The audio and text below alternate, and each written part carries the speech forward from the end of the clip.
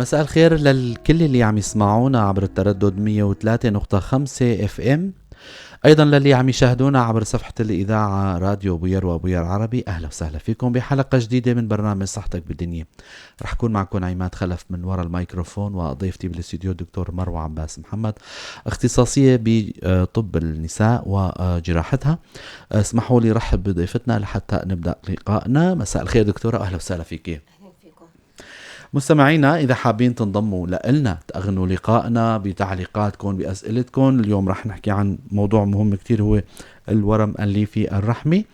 إذا حابين تنضموا لنا فيكم تتصلوا عبر الرقم الأرضي 429 101 أو عبر رسالة أو عبر كومنت على البث المباشر على صفحتي الإذاعة راديو بوير وبوير عربي. أكيد رح نكون مسرورين بإغنائكم للحلقة، أو فيكم تراسلونا عبر الواتساب 093 82 80 81 4. بشكر زملائي بالكنترول والبث المباشر مروان وأميرة، وخلونا نبدأ لقائنا مع الدكتورة مروة. دكتورة، اليوم اخترنا هالموضوع هذا، أيضا هو مدى أهميته بصراحة. الورم الليفي الرحمي، يا ترى كتعريف كما تخلى موضوعنا؟ الأورام الليفية الليف بتواجد بكل أماكن الجسم. اليوم نحن نحكي عن الورم الليفي بالرحم. الأورام الليفية أورام شائعة، يعني تتعرض أغلب السيدات لورم ليفي في حياتها، يعني خاصة هو ورم بينتشر في مرحلة الحمل والإنجاب، يعني عند السيدات في سن النشاط التناسلي. والشغلة المنيحة أنه الورم الليفي هو ورم غير سرطاني، يعني ولا يتحول أبدا لسرطان، يعني ولا له علاقة بأي سرطان داخل الرحم يعني. ونحن بنطلق عليه اسم الأورام الليفية الملساء، الأورام الليفية أو الأورام الليفية السليمة يعني. والأورام الليفية تختلف كتير يعني حسب الحجم وحسب العدد، يعني احتمال أنه عند المرأة تكون إصابة بورم ليفي واحد أو عدد أورام ليفية يعني، فحسب يعني طبيعة كل مرأة. وفي بعضهم حتى يحدث عندهم حالات أنه منطقة الحوض عندها بتمتلئ بالأورام الليفية، يعني حتى تبين أنه كأنها امرأة حامل، يعني حتى أنه ما بتظهر عليها، لأنه أغلب الأورام اللي فيه أورام غير عرضية، ولا يعني بتظهر بأي أعراض يعني إلا إذا كان روتينيا راجعت الطبيب مثلا بمتابعة حمل أو مثلا متابعة روتينية، فاحتمال يظهر عندها أنه لديها هذا الورم الليفي. تماما. إذا دكتورة، اللي بيفهموا أنه حتى الآنسات الغير متزوجات أيضا ممكن يحدث معهم هالورم الليفي هذا كمان. هو سن ورم سن النشاط التناسلي يعني. تمام. دكتورة، يعني خلال حديثك ذكرتي أنه موضوع، هلا إذا بدنا نتطرق لموضوع الأعراض، يا ترى هلا في بعض الأمراض يعني بيعلنوا حالهم، بيكشفوا على حالهم، يعني إن في ألم، في بجس أو نزف أو أي، يعني باعتبار حكيتي عن الليف هو متواجد بأكثر من أعضاء الجسم. تمام. فهل بند هذا العرض والورم الليفي شو بنحكي عنه؟ هلا الأعراض مثل ما ذكرت إنه الورم الليفي بيكون أغلبه لا عرضي يعني، بس أكثر الأعراض الشائعة اللي بتظهر عند المرأة هي أولا نزف الدم الغزير المستمر، خاصة أنه خلال الدورات الشهرية، أو كان في عندها طول في مدة الدورة الشهرية، يعني السيدة عندها مثلا الدورة تستمر 4 أيام 5 أيام، فجأة لاحظت عم تزداد عندها كمية الدورة، عندها مثلا صار يعني صار أكثر من أسبوع 10 أيام مثلا، صار عندها مثل تبقيع أو نزف ما بين الدورات الطمسية، مثلا سيدة أنهت من الدورة وفجأة شافت أنه عم تشوف تحريمات أو تشوف نزف بعد الدورة يعني. العرض الثالث كمان في عنا ألم. الألم عرض كتير كمان مهم، يعني ألم بالحوض مستمر مترافق بالدورة أو خارج الدورة أو بعد الانتهاء من الدورة الشهرية، كمان هذا عرض مهم عند السيدة إذا شعرت فيه أنه تراجع، إن هذا عرض كتير شائع للورم الليفي. في أحيانا لما يكون مكان الورم الليفي مثلا قريب على المثاني، فبيصير ضغط على المثاني، فيصير عنده تعدد بالبيلات، في عنده صعوبة بالتبول، يعني هي كتير كمان عرض شائع للأورام الليفية. إذا كان الورم الليفي كبير كمان بيضغط على الأمعاء، فبيعمل عنده أعراض بالمعدة، أعراض بالكولون، يعني بيصير عندهم إمساك مثلا يعني. وفي طبعا تقل بالحوض، آلام بالأسفل الظهر، يعني حتى قد تتعرض إنه السيدة لآلام حتى في الجماع. تماما. دكتورة، هلا إذا بدنا نعمل هيك يعني كإحصائية، هلا عادة ذكرتي إنه الآنسات والسيدات كنسبة كمراجعين لعندكم بالعيادات النسائية هن الأكثر الأعمار يعني خلينا نقول انه في نسبة معينة انت بتتوقعي انه هن السيدات المسنات اكثر هن ولا يعني لو احصائية غير هلا دقيقة ولو. تقريبا بعد عمر ال30 كتير عم نلاحظ يعني، خاصة عند المرأة الغير متزوجة أغلبهم يعني، تماما. واللي عندهم نسبة الإنجاب أقل يعني، اقل. فهدول بيتعرضوا أكتر يعني نشوف عندهم أورام ليفية. بس صراحة في أعمار صغيرة كمان ممكن. نحن شفنا بالعشرينات صراحة أورام ليفية، حتى بأقل من ال20 كمان بيراجعونا بأورام ليفية. تماما. طيب دكتورة، لو نتطرق لموضوع الأسباب، هلأ شو هن الأسباب العوامل المؤهبة لحدوث هالأورام هاي؟ هلا هو سبب واضح وليش عم يصير ورم ليفي عند امرأة بالذات ما معروف يعني، بس أغلب الدراسات عم تأكد إنه في طفرات أو جينات موجودة عند بعض السيدات غير الباقي يعني، هذا نعم. سبب كمان للورم الليفي. في عنا القصة العائلية كمان كتير مهمة، مثلا السيدة تكون تماما. أمها أختها خالتها، هدول كمان إذا عندهم ورم ليفي عامل هدول الوراثة عامل متهم. وراثي كتير مهم بالأورام الليفية كمان. وفي عنا كمان نسبة الهرمونات في بعض خلايا الموجودة بالرحم بتكون نسبة الاستجابة للهرمونات أعلى من الخلايا الثانية، فهي تماما. السيدة كمان معرضة أنه مرحلة من مراحل عمرها يصير عندها ورم ليفي يعني. وفي كمان دراسة بتقول في بعض السيدات عندهم الخلايا الجذعية في مرحلة، مثلا الخلايا الجذعية هي أساس الخلايا، بتتطور فجأة مثلا لورم ليفي، فبيكون عندهم نسبة التشوه بالخلايا الجذعية أنه تتحول لخلايا ليفية أعلى من غيرها من تماما. السيدات يعني. أغلب هاي أكثر النظريات الشائعة. تماما. الورم الليفي دكتورة، يا ترى هل له أنواع؟ يعني أحد السيدات والمتصلات أو المستمعات اللي عم يشاهدونا ممكن يخطر على بالهم هالسؤال هذا، له أنواع؟ انواع الورم الليفي هو حسب مكانه يعني، انه احتمال يكون عندنا نحن الرحم له 3 طبقات يعني، البطانه العضليه المصليه. ففي عندنا نحن الورم الليفي المتواجد بجدار الرحم بالعضليه الرحم نسميه ورم جدار يعني، في جدار الرحم يعني. صح. في عندنا ورم تحت المخاطيه، مخاطيه الرحم موجوده، هو بتواجد بجوف الرحم يعني. جوف الرحم. في عندنا ورم تحت المصليه، هذا ورم خارج حدود الرحم بيتواجد يعني الطبقة النهائية من الرحم موجود. هذا الورم بيكون أكتر شيء بيضغط على المثانة مثلا، بيضغط على الأمعاء، تمام. فبيكون شوي خارج الرحم يعني. هاي أكتر شيء أنواعه أكثر الشائعة. الحالات الشائعة. نعم دكتورة، عوامل الخطورة إذا حكينا عنها، الورم الليفي ممكن يؤدي إلى شو؟ باعتبارك حكيتي انه اغلب انه الاورام هاي هي اورام حميده، او خلينا نقول غير تم، يعني عوامل الخطوره فيها. هلا هو اكثر شيء اذا تعرضت السيده لنزف يعني نزف غزير يعني بالدورات الطمسيه، هذا بيؤدي الى تعرضها للفقر الدم وحاله من التعب ووهن وارهاق يعني. هذا اكثر الخطوره اللي نحن يعني نخاف منها بالورم الليفي. وفي بعضهم كمان بيعمل عندهم مشاكل بالحمل اذا كانت السيده متزوجه يعني، فاحتمال يصير عندهم حالات من العقم، لانه الورم الليفي بيكون مثلا هذا المتواجد بالمخاطيه بيمنع التعشيش يعني، او بيزيد من حالات الاسقاطات يعني. واكثر هي اكثر الحالات اللي بتتعرض للسيده. هو يعني ما بيكون كتير يعني سبب لعدم الحمل يعني، بس بيؤدي انه بالحمل لاختلاطات كتيره يعني. مثلا اذا كان حجم الورم الليفي كبير، احتمال يصير عند السيده الحامل مثلا انفصال بالشبكيه، انفصال بالمشيمه، انفكاك مشيمه يعني، ولاده مبكره، يصير عندها مثلا نقص نمو بالجنين، لانه الليف لما بيكون كبير بياخذ حيز من الرحم، فما بيخلي الجنين بينمو بشكل سليم يعني. هي اكثر شيء الاعراض اللي نخاف منها. تماما. بنوجه تحيه للي عم يسمعونا، انتم عم تسمعوا برنامج صحتك بالدنيا. ضيفة البرنامج الدكتورة مروة عباس محمد، اختصاصية بأمراض النساء وجراحتها. إذا حابين تنضموا لنا تأغنوا لقائنا، أي سؤال بيخطر على بالكم، اليوم عم نحكي عن الورم الليفي الرحمي، فيكن تتصلوا معنا عبر الرقم الأرضي 429-101 أو عبر رسالة على صفحتي الإذاعة على البث المباشر بويار عربي وراديو بويار. رح نكون مسرورين لما بتأغنوا لقائنا بأسئلتكم، أيضا عبر الواتساب 093-82-80-81-4. رح نكون مسرورين بانضمامكم لنا. دكتورة، ايمت من المفروض انه مراجعة الطبيب بالنسبة للسيدة او المرأة؟ بالنسبة للمراجعة مثل ما قلنا انه السيدة اذا حست انه في عندها نزف دوري يعني نزف طمسي غزير فجأة يعني، عم تحس انه في عندها شيء مو طبيعي بالدورة الشهرية هذا، وألم مستمر أيوة. يعني بيعيق حتى انه تقوم بنشاطاتها اليوميه، هذا كتير كتير مهم كمان. مثل ما قلنا يعني النزيف او تحريمات ما بين الدورات.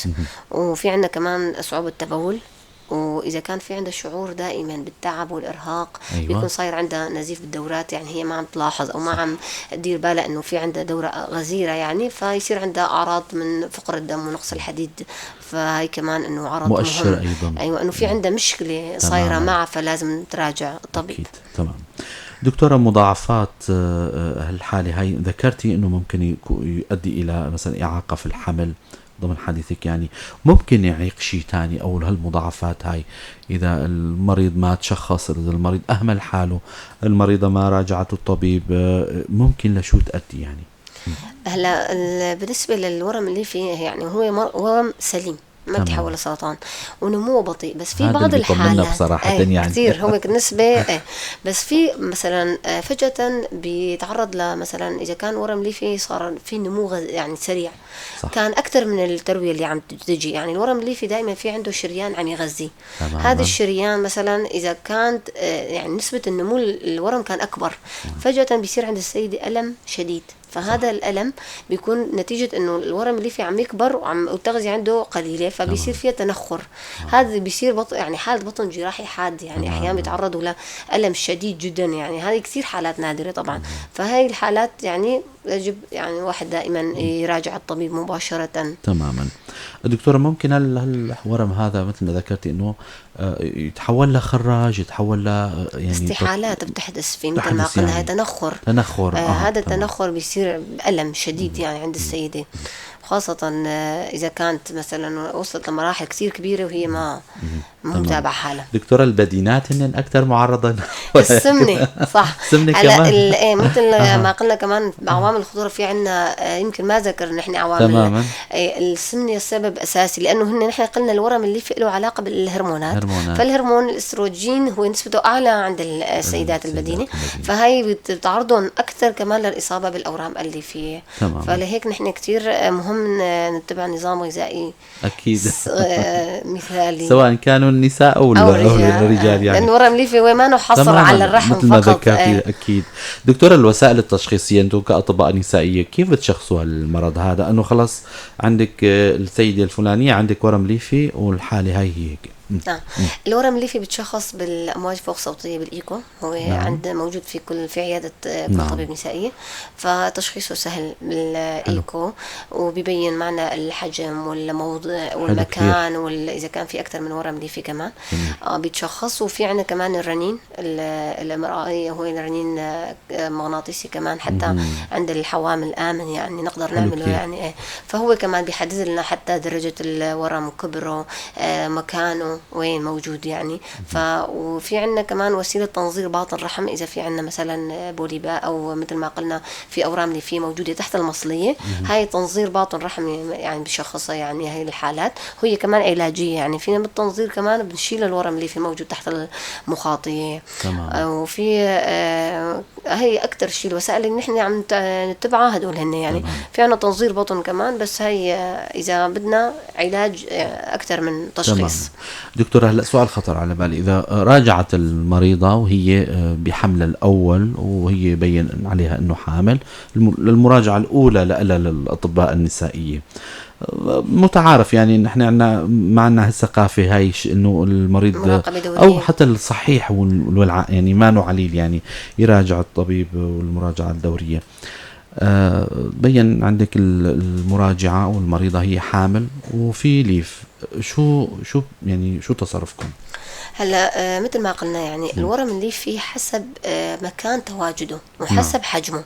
طبعا نحن بهيك حالات اذا ما في اعراض وما في اي مشاكل يعني عند السيده الحامل، يعني لا الام لا نزوفات لا ما تعرضت مثلا لاسقاطات، ايوه محض الصدفه، وكان الورم اللي فيه بعيد عن يعني عن مكان تواجد المشيمه وهيك، فاغلبهم بنحطهم تحت المراقبه، يعني بنعطيهم ادويه يعني مثل مسكنات مثبتات يعني يعني نخبر السيدة عن حالتها، يعني إنه تدير تماماً. بالها على وضعها إنه عندها ورم ليفي، وضعها إنه رح يكون مثلا مو مثل أي سيدة عادية ما أكيد، عندها ورم ليفي. أكيد. وكتير حالات نحن نصدفها يعني ويكمل معنا الحمل لنهاية تمام الحمل يعني وبدون مشاكل. في تمام. بعضهم للأسف بيصير عندهم مشاكل يعني، بس الأغلبية إذا ما كان حجم الورم، لأنه بالحمل الورم الليفي ما بيكبر كتير يعني، واحتمال حتى يتراجع بعد الحمل يعني ما يروح. حلو كتير.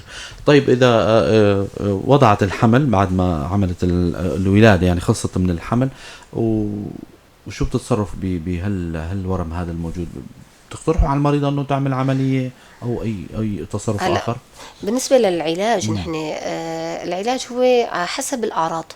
يعني إذا كان ورم ليفي لا عرضي، وإنه السيدة مثلا صار وصلت لمرحلة الحمل وخلصت ووضعت أول يعني مولودة بشكل سليم وبدون مشاكل يعني، والورم الليفي عندها ما بيعمل لا أعراض ولا انزعاج ولا شيء، فهي مراقبة وانتظار يعني ما بنعمل لا شيء أبدا يعني.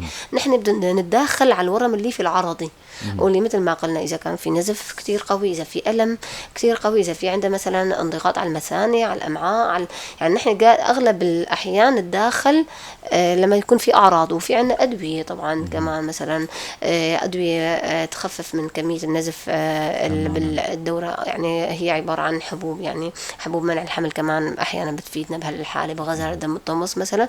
وفي عنا كمان النسايد، هاي المضادات الالتهاب غير ستيرويدية للآلام.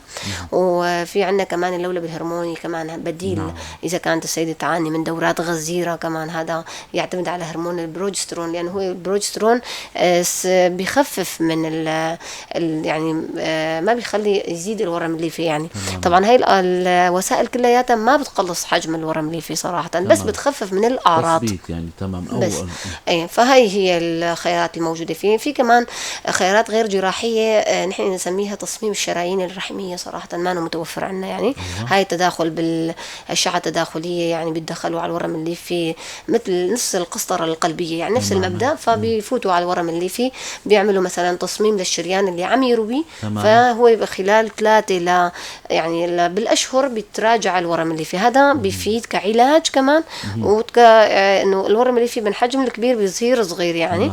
هي بس نحن بعد سن النشاط التناسلي بنعتبر يعني نتداخل عليه، لأنه إذا سيدة بسن النشاط التناسلي وبدها حمل يعني، فلأنه هذا بيأثر على ترويج الرحم والمبايض، فما نتدخل نحن صراحة، ما متوفر لدينا يعني. وفي كمان الترددات الراديوية، هي عبارة عن أشعة كمان بنفوت على البطن بشقوق صغيرة، الورم اللي في بنحدده في هي مثل يعني كأنه مثل أشعة بتضرب الورم، فبتحوله من طبيعة قاسية طبيعة يعني لينة. هاي كمان بتراجع الورم اللي في من حجم تقريبا يعني 3 ل 12 شهر لسنة بيروح بيختفي. كمان هاي وسيلة منيحة يعني ما جراحية، يعني شقوق صغيرة ويعني ونسبة الشفاء كمان منيحة، والاستشفاء السيدة كمان إنه خلال كم يوم ترجع لنشاطها ونظامها اليومي الاعتيادي. تمام.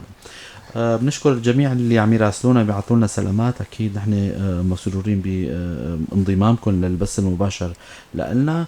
يعني شوي شوي عم نوصل لنهايه الحلقه، والدكتوره حكت عن حتى العلاج. يعني اذا ضل شيء دكتوره شيء عن موضوع العلاج، محور العلاج عاده ايمت بيكون دوائي ما بتتداخلوا جراحيا، ايمت بيكون تداخل اسعافي، ايمت بيكون يعني تحت المراقبة. هلا مثل ما قلنا يعني إذا كان دائما أول بند إن المراقبة تماما. إذا ما كان في أعراض كتير مؤذية وكتير السيدة متضايقة منها أو المرأة متضايقة منها ما بنتدخل. وفي عنا الأدوية مثل ما قلنا، الأدوية الحبوب، في عنا الهرمون اللولب الهرموني، في عنا الجراحة التداخلات هدول التصميم الشرياني الرحمي، وآخر شيء بنوصل لمرحلة الجراحة والشقوق الجراحية يعني. هاي إذا كان حجم الورم ليفي كتير كبير يعني ما فينا نسيطر عليه بالتنظير، مثلا تنظير البطن في صراحة يعني إذا كان حجم الليف مو كبير وهيك يعني فبيستفيدوا كمان بالتنظير. وإذا كان حجم الليف كبير وأكثر من ورم ليفي موجود يعني، فهاي بنلجأ للجراحة التقليدية لفتح البطن وبنشيل كل الأورام اللي فيه موجودة يعني. ولكن النسبة إنه في شغلة إنه إذا ما استأصلنا الرحم، العلاج الدائم والوحيد إنه خلص هذا الليف ما عاد يرجع إذا استأصل الرحم. ما دام الرحم موجود احتمال الليف حتى إذا استأصلناه لحاله احتمال يرجع. فالخيار الأخير إنه الدائم. في بعض السيدات بدهم إنه مثلا خلص إنه أنا بدي أعمل جراحة ما بدي يرجع الورم الليفي، نحن ما بنعطيه نسبة إنه احتمال إنه خلص ما يرجع. هاي ما في شيء هيك بالطب إنه مثلا الرحم موجود الليف ده يرجع. ما بنعرف. بس بعد السنوات إنه إذا وصلت السيدة ل مثلا مرحلة انقطاع الدورة التمثيل لسن الضهي مثلا، يعني نسبة الورم الليفي إنه يرجع كتير نادرة، لأنه هو بيعتمد أكتر شيء على الهرمونات. فهاي المرحلة مثلا نقدر إنه نطمن السيدة بعد عمر 40 مثلا فوق 45 إنه والله نسبة الرجوع هذا الورم الليفي كتير نادر، لأنه أغلب السيدات بدهم يحافظوا على الرحم يعني. فنحن يعني نوقف معهم بهالشغلة يعني، ما إنه مثلا إذا كان الهدف إنه بدها بس تحافظ على الرحم فنحافظ. بس العلاج الدائم والأنسب إنه الورم الليفي خلص ما عاد يرجع هو استئصال الرحم. تمام، العلاج الأمثل يعني. علاج الأمثل والأخير يعني. دكتورة، نحن دائما بنهاية لقائنا بنختم لقائنا بتوصيات ونصائح للمستمعات. النصائح اللي بوجهها للسيدة هي إنه أولا متابعة ومراقبة دورية. يعني كل 6 شهور كل سنة مثلا أي سيدة بسن النشاط التناسلي إنه تراجع الطبيب بس للاطمئنان، لأنه في كتير حالات أيوة حتى بدون شكوى يعني اطمئنانا بس، لأنه أغلب مثل ما قلنا الأورام اللي فيه لا عرضية يعني. وكتير حالات بيجوا لعنا بيكون عندهم أورام اللي فيه يعني، حتى مثلا يعني باخذ وقت لأقنعهم إنه والله أنت عندك ليف، أنت عندك بدك مراقبة يعني. هن ينصدموا إنه مثلا أنا مثلا بنت ماني مزوجة ليش عندي ليف، ليش والله ما عندي أعراض، والله ما عندي شيء يعني ليش فإنه دائما المتابعة الدورية. مثلا إذا في عنده ورم ليفي صغير يبين مثلا إنه كل 6 شهور مثلا هذا الليف عم يكبر ولا ما عم يكبر، طيب مشان إنه تكون واعية لإنه وضعها النسائي والصحي. ومثل ما قلنا إنه في عوامل للخطورة البداني مثلا القصة الوراثية هاي ما فينا نتدخل فيها، والنظام الغذائي كمان إنه الغني بالخضروات والفواكه هذا كتير بيقلل من نسبة إنه مثلا يصير عند السيدة أورام ليفية. والتدخين تبعد عنه، والكحول طبعا تبعد عنه، هذا كله بيزيد من نسبة الإصابة بالأورام الليفية. طبعا بنشكرك كثير الدكتورة مروة عباس محمد، اختصاصية بأمراض النساء وجراحتها، على الحضور الجميل والمعلومات القيمة. شكرا لكم.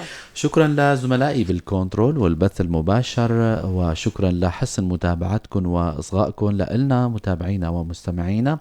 كنتوا عم تسمعوا برنامج صحتك بالدنيا، هالبرنامج الأسبوعي اللي عم نستضيف فيه أطباء ونناقش مواضيع معينة ومواضيع جدا مهمة بتعني بصحتكم. على أمل نلقاكم الأسبوع القادم ضيف جديد وحلقة جديدة. ضلوا بخير وسلامة.